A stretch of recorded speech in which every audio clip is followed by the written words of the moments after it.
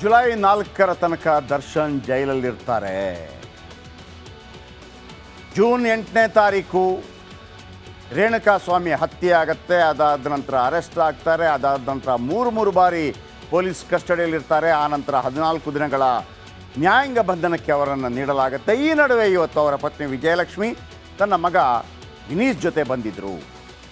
ಈ ಸಂದರ್ಭದಲ್ಲಿ ವಿನೋದ್ ಪ್ರಭಾಕರ್ ಕೂಡ ಬಂದಿದ್ದರು. ವಿನೋದ್ ಪ್ರಭಾಕರ್ ಅವರಿಗೆ ಕೇವಲ 1 ನಿಮಿಷ ಮಾತ್ರ ಸಿಕ್ಕಿದ್ರಂತೆ. ಆದರೆ ಹೆಂಡತಿ ಮತ್ತು ಮಗನಿಗೆ ಒಂದು ಅರ್ಧ ಗಂಟೆ ಕಾಲಾವಕಾಶ ಅಲ್ಲಿ ಸಿಕ್ಕಿತ್ತು. ಈ ಸಂದರ್ಭದಲ್ಲಿ ಮಗನನ್ನು ಅಪ್ಪಿಕೊಂಡು ಗಳಗಳ ಹತ್ತು ಬಿಟ್ರಂತೆ ದಿ ಬಾಸ್. ಬನ್ನಿ, ಇದರ ಬಗೆಗಿನ ಸ್ಪೆಷಲ್ ಸ್ಟೋರಿ ನಿಮ್ಮ ಮುಂದೆ.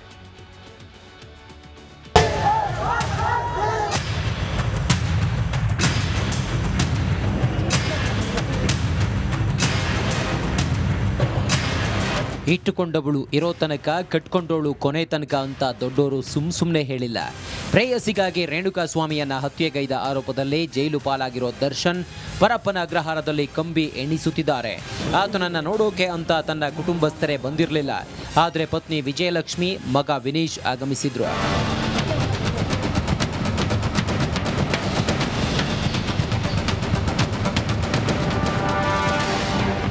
ಪರಪ್ಪನ ಅಗ್ರಹಾರದಲ್ಲಿ ವಿನೀಶ್ನನ್ನ ಕಂಡ ದರ್ಶನ್ ಗಳಗಳನೆ ಕಣ್ಣೀರಿಟ್ಟಿದ್ದಾರೆ. ಮಗನನ್ನ ತಬ್ಬಿ ಅತ್ತಿದ್ದಾರೆ. ಅರ್ಧ ಗಂಟೆಗೂ ಹೆಚ್ಚು ಕಾಲ ಮಾತನಾಡಿದ ನಟ ಪತ್ನಿ ಮುಂದೆ ನಡೆದ ಘಟನೆಯನ್ನ ಗೆಳೆಯಳಿಯಾಗಿ ಬಿಚ್ಚಿಟ್ಟಿದ್ದಾರೆ.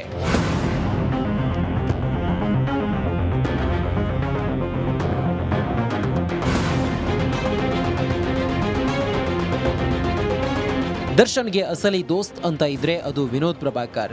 ಎಂದು ಮಿತ್ರನನ್ನ ನೋಡೋಕೆ ಹೋದಾಗ ದರ್ಶನ್ ಖುಷಿ ಆದ್ರಂತೆ. ಏನ್ ಟೈಗರ್ ಅಂತ ಮಾತಾಡಿಸಿದ್ರಂತೆ.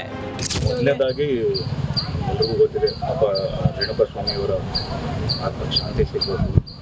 ಕುಟುಂಬಕ್ಕೆ ತಂದೆ ಆಗಲಿ, ತಾಯಿ ಆಗಲಿ, ಅಜ್ಜಿ ಆಗಲಿ, ಪ್ರೆಗ್ನೆಂಟ್ ಆಗಿದ್ದಾರೆ, ಅವ್ರಿಗೂ ಭಗವಂತ ಧೈರ್ಯ ಕೊಟ್ಟು ಇಲ್ಲಿ ನನಗೆ ಭೇಟಿ ಮಾಡ್ಕೊಂಡ್ಬಂದೆ.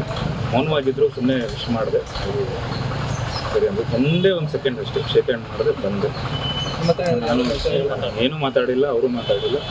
ಸುಮ್ಮನೆ ಟೈಗರ್ ಅಂದರು, ಬಾಸ್ ಅಂದರು ಅಷ್ಟೇ.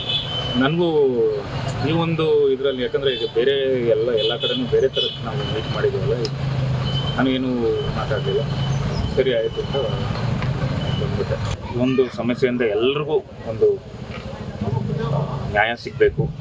ಅಂದರೆ ಕಾನೂನಿಗಿಂತ ಯಾರು ಬೇಕು, ಖಂಡಿತ ಎಲ್ರಿಗೂ ಒಳ್ಳೇದಾಗುತ್ತೆ. ಯಾಕಂದರೆ ನನಗೆ ವಾರವಾದ ದೇವ್ರ ಮೇಲೆ ಭಕ್ತಿ ಇದೆ, ನಂಬಿಕೆ ಇದೆ. ಸೊ ನಾನು ದೇವರಲ್ಲಿ ಬೇಡ್ಕೊಂಬಂದೆ, ಇವತ್ತೂ ಬೇಡ್ಕೊಂಬಂದೆ. ಇನ್ನು ಹೆಚ್ಚಂತೆ ಆಗಲಿ ಆದರೆ ಮೀಟ್ ಮಾಡ್ತೀನಿ ಸಾಧ್ಯ ಆದರೆ, ಇಲ್ಲ ನಾನು ಪ್ರಯತ್ನ ಪಡ್ತೀನಿ ಅಂತಲೇ ಬೇಡ್ಕೊಂಬಂದೆ. ನಟ ದರ್ಶನ್ ಪವಿತ್ರ ಗೌಡ ಹಿಂದೆ ಹೋಗಿರದಿದ್ರೆ ರೇಣುಕಾಸ್ವಾಮಿ ಬದುಕ್ತಿದ್ದ.